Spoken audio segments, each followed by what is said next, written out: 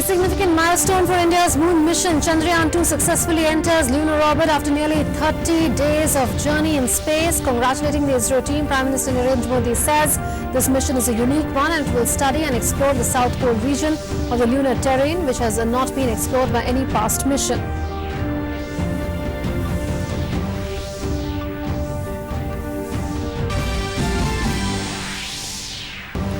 Delhi High Court rejects anticipatory bail plea of Congress leader and former Union Finance Minister P. Chidambaram in corruption and money laundering cases relating to INX media scandal. Both the CBI and ED had opposed Chidambaram's plea on the ground that his custodial interrogation was required as he was evasive during questioning.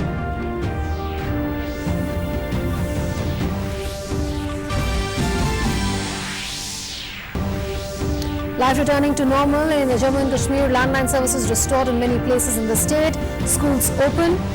Administration warns people to remain wary of rumour mongers.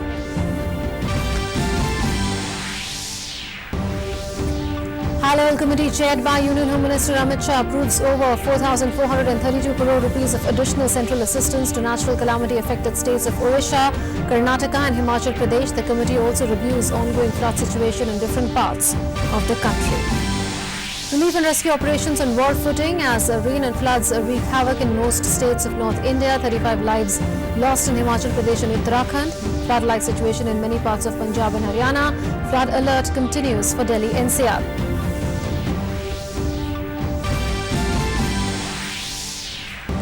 External Affairs Minister S.Jaishankar in Bangladesh in a crucial two-day visit pays respects to Father of the Nation of Bangladesh, Sheikh Mujibur Rahman, holds talks on bilateral issues of mutual importance with his Bangladeshi counterpart.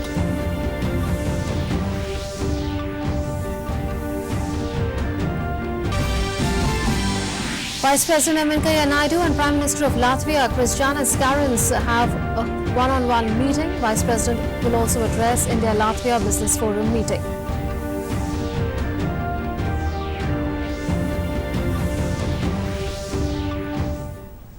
Hello and welcome. You're watching DD India and DD News with me, Munmun Bhattacharya. Let's get started with our top story. In a major milestone for India's moon mission, the Chandrayaan-2 spacecraft successfully entered the lunar orbit this morning. The duration of the maneuver was 1,738 seconds, beginning from 2 minutes past 9 this morning. ISRO tweeted the duration of the maneuver was 1,738 seconds. With this, Chandrayaan-2 was successfully inserted into a lunar orbit. Following this, a series of orbit maneuvers will be performed on Chandrayaan-2 spacecraft to enable it to enter its final orbit, passing over the lunar poles at a distance of about 100 kilometers from the moon's surface. Subsequently, the lander will separate from the orbiter and enter into a 100 kilometer into 30 kilometers orbit around the moon. Then it will perform a series of complex braking maneuvers to soft land in the south polar region of the moon on 7 September. Chandrayaan-2, launched on 22nd July by GSLV Mark III M1 vehicle, had entered the lunar transfer trajectory on 14th August.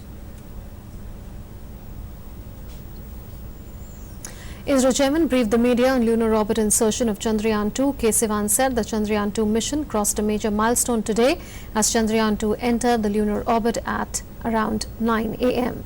He added that Chandrayaan-2 was precisely inserted into the defined orbit. Today, the Chandrayaan-2 mission crossed a major milestone, and the precise lunar orbit insertion maneuver carried out at 9 o'clock for about 30 minutes precisely injected the Chandrayaan-2 in a defined orbit in a perfect way. As we are aware, in order to achieve the required location for soft landing near South Pole, that is to achieve the moon orbit with the inclination of 90 degrees. This is the unique requirement only Chandrayaan has, which no other moon mission has. After the lunar orbit insertion today, lander Vikram will soft land on the moon on the 7th of next month. ISRO chief said that precisely at 1:55 a.m. Indian Standard Time, the lander will land on the moon. On 7th early morning, 1 o'clock and 40 minutes, 1:40, the power descent starts, and next 15 minutes at 1:55, the lander will be landing at a site 71 degrees south of equator, moon's equator, with a 22.8 degree east. After landing on the lunar surface, 2 hours later, the ramp in the lander will come down and touch the ground, and then 3 hours 10 minutes later, the solar panel of the rover will be deployed, and the 3 hours 15 minutes the lander will start move from the rover will start from the lander, and at 4 hours the lander will be touching on the moon surface. This is our plan, and I am sure that the precision with which our LOI and the TLI we have carried out, I am sure that we will be able to achieve the successful landing on moon on 7th by 1:55. ISRO chief termed the entire process of touching the moon surface as a mixed feeling full of happiness and anxiety. Everybody's the eyes will be glued to the console, and only thing is that because of the advanced technologies, the telemetry parameters we will be seeing, and by continuously seeing these parameters, some parameters by itself will be showing that it is we are in the right direction. This type of feeling we will get. So at the same time, what going to be the next moment, that anxiety also will be there. So it will be a mixed feeling of that the happiness and the tension and more anxiety that will be there. Prime Minister Narendra Modi congratulated ISRO on Twitter. In a tweet, he said, "Congratulations to Team ISRO on Chandrayaan-2 entering the moon's orbit. This is an important step in the landmark journey to the moon. Best wishes for its successful culmination."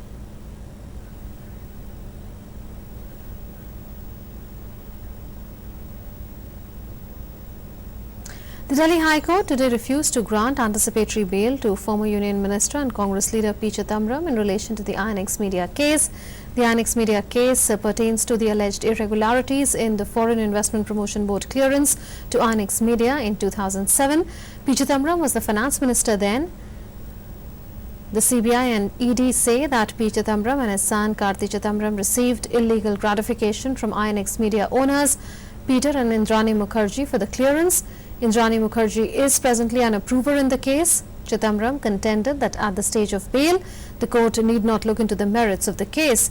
Chidambaram said that the court needed to satisfy itself on 3 conditions before granting bail, that is, the absence of flight risk, no risk of evidence tampering, and accused being available for further investigation. Agencies opposed the bail plea. The agencies claimed that Chidambaram was evasive and non-cooperative when he appeared for questioning in relation to the case. Karti Chidambaram was granted bail in the case by the High Court last year. And for more on this, our correspondent Anil Punia joins us now on the phone line. Anil, can P. Chidambaram be arrested anytime now by investigating agencies? Can he be taken into custody for interrogation? So far legal position is concerned, the High Court rejected the anticipatory bail. Now it's totally discretion of the investigating agency, either CBI or the enforcement directors. Any times they can arrest him. He has no option. Prior to this High Court order, he was getting every time from different court arrest protection. There is a difference between the anticipatory and arrest protection. Arrest protection is the temporary provision for a certain period, 1 week, 2 weeks or 3 weeks. From different lower court, Chidambaram was getting every times arrest protections. And after so many times, he moved the anticipatory bail before the High Court, and the High Court heard it at large. So far, Prevention of Money Laundering Act and CBI also, But ED was saying that he is not cooperating the investigating agencies, and some development has arisen during the investigation. Indrani Mukherjee, who is the beneficiary of this transfer of the money, has been approval for the agency. So during this new development, their custodial interrogation and interrogation with the other accused is necessary. On these two grounds, High Court rejected the anticipatory bail, and now agency can arrest Mr. Chidambaram any times. He has no option. Just he can move to the Supreme Court. His lawyer moved an applications and said that give me the 2 days protection so that I can move to the Supreme Court, but the High Court reject that applications also. Now there is no option. So far Chidambaram is concerned, he can move to the Supreme Court, which is not easy to get the relief from the Supreme Court itself. So is that the legal recourse that P. Chidambaram can take, which was telling us that his lawyer has already indicated? No, his lawyer was saying that we are moving to the Supreme Court, but so far Supreme Court is concerned, the urgent matter, every time their Supreme Court will seek that what is the urgency, go and cooperate to the investigating agency, why you came here. That will be happened in the Supreme Court, but they are moving to the Supreme Court and challenging the order of this High Court that we should grant the anticipatory bail. But so far ED is concerned, they are very keen to arrest him, and custodial interrogation is mandatory, and the High Court given the signal, can go ahead and you can arrest him. Though Chidambaram is not protected from the court.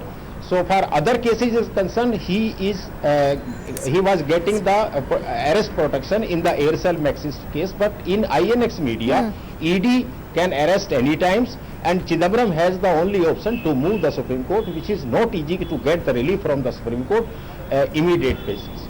Anil, could you take us in detail the charges that are there against P. Chidambaram and his son Karti Chidambaram?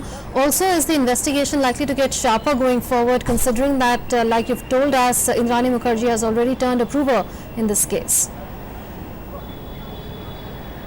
ED has already investigated the matter, and in 2018 Karti Chidambaram has been arrested by the ED. But later on, after getting the remand and after giving the judicial custody, Chidambaram's son Karti Chidambaram moved to the High Court, and High Court granted him the bail.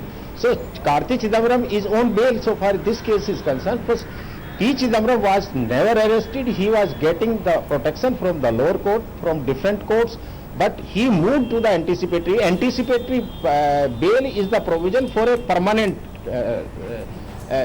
relief to the accused. If the anticipatory has been granted from the Supreme Court, then there is no option with the investigating agency just to file the charge sheet without arresting. Now the investigating agency has the right and the open space to get and arrest any time to the Chidambaram, and Chidambaram has no option but to move to the Supreme Court, which is very rare and impossible, I can say, to get the relief from the Supreme Court on immediate basis. Was the order in this case, Anil, reserved earlier by the court on the 25th of January? Can you repeat your question, please? Was the order in this case reserved earlier by the court? Yes, it was reserved in January this year, and the in 25th of January it was reserved, but later on ED have moved an application and to assist the court that these are the new development that Indrani Mukherjee has been approver for the agencies. So in the light of the new developments, court give this verdict. I think that move of the ED was very effective during the argument. Right, Anil. Thank you for those updates. Union Home Minister Amit Shah reviewed the issues related to the final publication of the National Register of Citizens in Assam. The review meeting was attended by Chief Minister of Assam, Union Home Secretary, Chief Secretary of Assam and senior officers. Extensive deliberations have been held on the issue between the Home Ministry and the State Government of Assam in recent weeks. It was decided to felicitate the persons excluded from NRC Adequate arrangements will be made by the state government to provide full opportunity to appeal against their non-inclusion. And our correspondent Sudhakar is joining us with more details. Sudhakar, what's come out of the deliberations between the Union Home Ministry and the state government of Assam on the issue of the publication of the NRC? Yes, Bunwan, it was very important meeting and it was attended by Chief Minister of Assam and Chief Secretary of Assam. Also, Union Home Secretary was also present in this meeting. And the Home Ministry in a release said ahead of publication of the final NRC on 31st of August, it has said that adequate arrangements will be made for people to appeal against non-inclusion and list of Assam residents. It has also said that every individual whose name does not figure in final NRC can represent his or her case in front of foreigner tribunals. And this is very significant because the Home Ministry has also said that the non-inclusion of a person's name in NRC does not by itself amount to him or her being declared as a foreigner. So it's a kind of you can say that people can still appeal to the foreigner tribunal after release of the final list. The Home Ministry also said that right now the present time limit of filing of appeals is around 60 days. It is 60 days, and the Home Ministry said that it will amend the rules to increase the present time limit from 60 days to 120 days, so that each and every case people can appeal to the foreigner tribunal. It has also said that in order to maintain law and order situation in the state before publication of the final list, it has provided paramilitary forces for the help of state police. So the situation reviewed by Home Minister at this high-level meeting, and the government, the union government and the state government are saying that still the people who is left in the list, still they will have an option to file an appeal, and unless the foreigner tribunal says so, no one will be declared as a foreigner. And will the decision in the foreigners tribunal be final in this case? Yes, Munmun, that is what the Home Ministry has said. And in this case also, adequate time will be given to the people who is left in the list. We know that last year when the draft publication and the final list is published, around 40 lakh people name excluded in those lists. So on August 31st, there will be a final list, or you will know the names or the numbers of the excluded people. They will have an option to file an appeal before the foreigner tribunal. For this, the government is ready to give adequate time, and the time limit is going to be increased from 60 days to 120 days for filing an appeal. Sudhakar, as the state government also said that it will be offering legal aid to those who are needy among those who would be excluded from the NRC list once it's published on the 31st of August.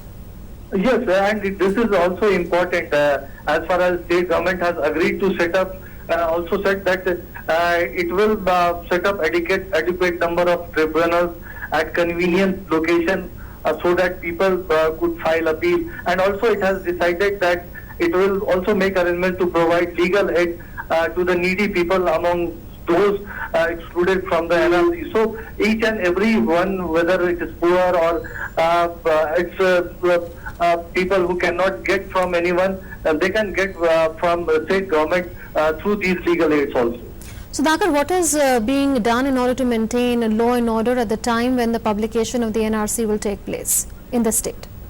Munmun, we know that when last year the draft and the final list published earlier, adequate number of paramilitary forces were sent to the state, and we know that there was no problem on the front of law and order situation. So government is hoping with the help of paramilitary forces which are being provided for deployment as per assessment of the state government. This time also there will be no law and order problem as far as this issue is concerned. So, Sudhakar, is the state government considering any legal intervention, especially after the Supreme Court said that there will be no extension beyond the 31st August deadline, and there will be no re-verification or resampling allowed for verification purposes? Is the government considering any legal step on that? Munmur, we know that this case is going on in Supreme Court.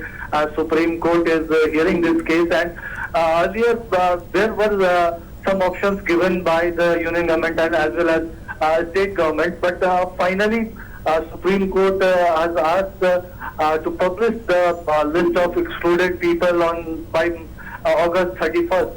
So right now the final list, and you can say the list which is for excluded people, is going to be published on August 31st, and after that there may be some appeal by state government, but right now it is not final. They are preparing for this publication of the list, and also they said that all the help, including extended time for appeal, including these kinds of help will be given to those people who are excluded. Right, Sudhakar, thank you for those updates. Racing her way to the top, Aishwarya Pise created history by becoming the first Indian to claim a world title in motorsports. The 23-year-old from Bengaluru lifted the FIM World Cup in the women's category after the final round of the championship in Hungary. Our correspondent Ashok Martolia talks to Aishwarya. I have with me Aishwarya Pise, the first Indian to ever win a world title in motorsports. Aishwarya, many congratulations. It is a huge success for you personally. You know, in India, motorbike is generally considered for women. So in such a scenario, what does this medal mean for you? Thank you firstly for having me, and this medal or this title means or gives hope to all the motorsport fraternity in India, and I think for me alone it is a stepping stone towards my bigger goal, which is Dakar. Tell me a bit about your journey. When did you started doing motorsports, and what was your parents' first reaction when you stepped into the circuit? I started riding when I was 18. I started it as a passion initially. Over the course, I started training for racing, then I started racing, and then it became my career when TVS racing came along. So that's pretty much how motorcycles started for me. Do you think that being as a woman, it is very difficult for you to make a place? This was considered a male-dominated sport because primarily only men participated. But over the course from the time I have started, it has been changing. But I wouldn't say it's been easy, but definitely it's not impossible for a woman to make a mark in this sport. Motorsports is generally considered very dangerous. So how do you prepare mentally yourself when you go into circuit? So my training is not during a race. It happens before the race, where on a regular basis I have 3 days of training at a gym where it includes a lot of physical conditioning, mental conditioning, which includes a lot of meditation and stimulating a race situation into a training situation to be able to train on it to perform better at a race. Also, my training includes 3 days of riding on the bike, which helps me work on my skills and get better. You have created history. Now what next for you in motorsports? For me, next is my Indian National Rally Championship this year. That's happening. The next round is in Coimbatore this weekend. So I'm preparing for that. And along with it, I start training for my more international races this year. Okay. Do you think that motorsports should be included in Olympic or Asian Games? I definitely think there should be more support from the government for motorsports. That's pretty much what I think. Thank you. All the best. Thank you. And we end this newscast with a special tribute to legendary music composer Khayyam. We leave you with some of the melodious music composed by him.